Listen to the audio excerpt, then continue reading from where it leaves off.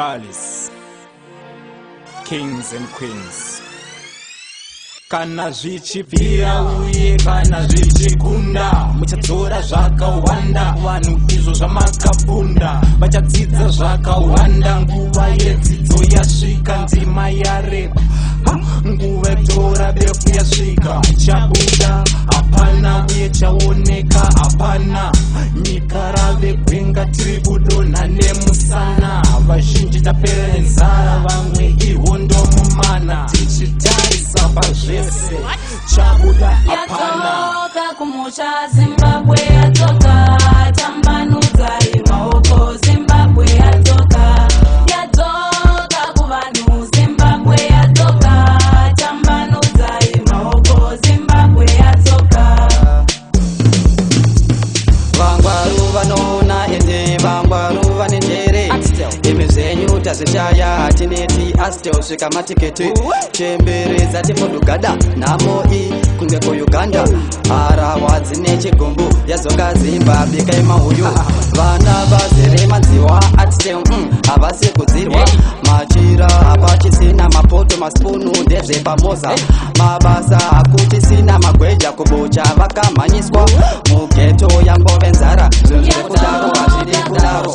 Zimbabwe yatoka tambanudza imaoko. Zimbabwe yatoka, yatoka kuvanhu. Zimbabwe yatoka tambanudza imaoko. Zimbabwe yatoka. Mombe dzakapera dzivana marombe, vamwe votswa nyika dzidzingori napwa. Vashomandiwa kuta muguta ruzhinji, dzora Zimbabwe rotaurawo ruzhinji. What about the poor one and a fool? When me say I'm not kidding, me tell them I show. Me not listen what them chatty and say.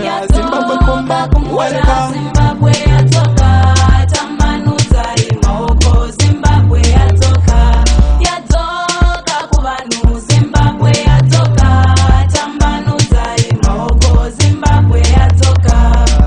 Wisdom bless. Vari kuchema nando kumusha mukati pamwe zvinyerere. Musha wapinda mhepo chochenera pamwe vekumusha nemudhorobha musoro vaisa pasi. Inga nyika yese yasemuka. Love you Zimbabwe kushaura hatinete. Vojamba boda vakomana natete. Chouya chooneso zveZimbabwe hatinete. Zimbabwe yatoka tambanudza imaoko. Zimbabwe yatoka, yatoka kuvanhu. Zimbabwe yatoka tambanudza imaoko. Zimbabwe yatoka, yatoka kumusha. Zimbabwe yatoka tambanudza imaoko. Zimbabwe yatoka, yatoka kuvanhu. Zimbabwe yatoka tambanudza imaoko. Zimbabwe